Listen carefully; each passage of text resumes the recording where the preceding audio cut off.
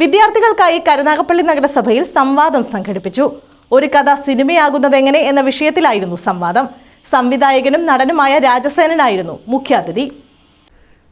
കരുനാഗപ്പള്ളി നഗരസഭ വിദ്യാഭ്യാസ കലാകായിക സ്റ്റാൻഡിംഗ് കമ്മിറ്റിയുടെ നേതൃത്വത്തിലാണ് ഒരു കഥ സിനിമ ആകുന്നത് എങ്ങനെ എന്ന വിഷയത്തിൽ വിദ്യാർത്ഥികളുമായി സംവാദം സംഘടിപ്പിച്ചത്.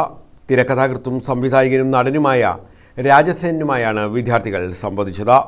ഒരു തിരക്കഥ നമ്മൾ ഉണ്ടാക്കുമ്പോൾ ആദ്യത്തെ 15 മിനിറ്റ് സിനിമ തുടങ്ങി ആദ്യത്തെ 15 മിനിറ്റ് ആ കണ്ടുകൊണ്ടിരിക്കുന്ന കഥയിൽ ഒരു ട്വിസ്റ്റ്, എന്തെങ്കിലും ഒരു ടേണിംഗ് പോയിന്റ് നിർബന്ധമാണ്.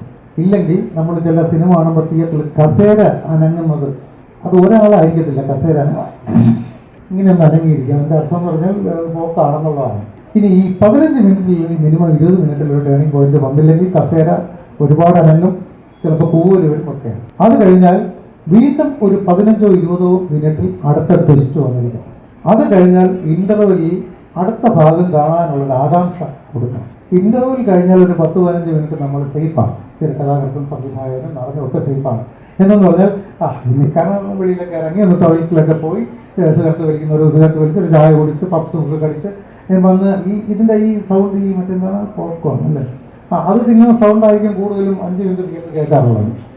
ഇതുമൊക്കെ കഴിഞ്ഞിട്ട് ഒരു 15 മിനിറ്റ് കഴിഞ്ഞാൽ നമ്മൾ ഇങ്ങനെ ഇരിക്കുന്നവരെ ജസ്റ്റ് ഒന്ന് ഇങ്ങനെ കൊണ്ടുവരണം. സംവാദം CR മഹേഷ് MLA ഉദ്ഘാടനം ചെയ്തു. കാലം എത്ര കഴിഞ്ഞാലും കാലത്തിന്റെ ചവിറ്റുകൊട്ടയിൽ ആർക്കും വലിച്ചെറിയാൻ പറ്റാത്ത, ഇപ്പോഴും കാണുമ്പോൾ കൂടുതൽ ഇഷ്ടം തോന്നുന്ന ഒരു പിടി സിനിമകൾ മലയാളത്തിലെ സിനിമാ പ്രേമികൾക്ക് സമ്മാനിച്ച, എല്ലാവരും ഇഷ്ടപ്പെടുന്ന, യാതൊരു വിധത്തിലുള്ള താരജാടയുമില്ലാതെ എല്ലാവരോടും സൗഹാർദ്ദപരമായി ഇടപഴകുന്ന, ഇപ്പോഴും ഒരു ചെറുപ്പക്കാരനെ പോലെ വയസ്സ് 66 ഞാൻ അടുത്തേക്ക് ചോദിച്ചപ്പെട്ട മനസ്സിലാണ്.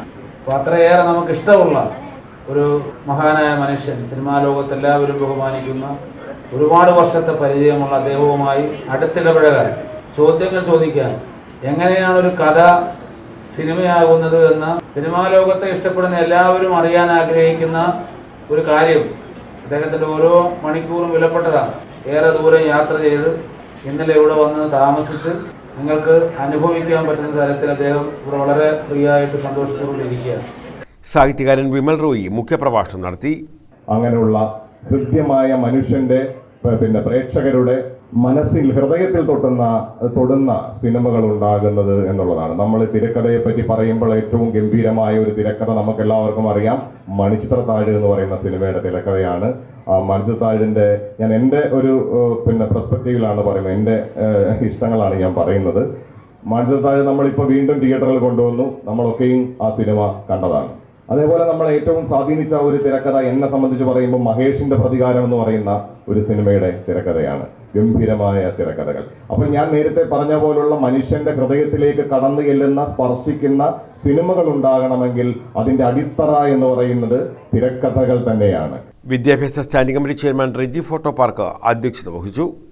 News bureau, Karunagappally.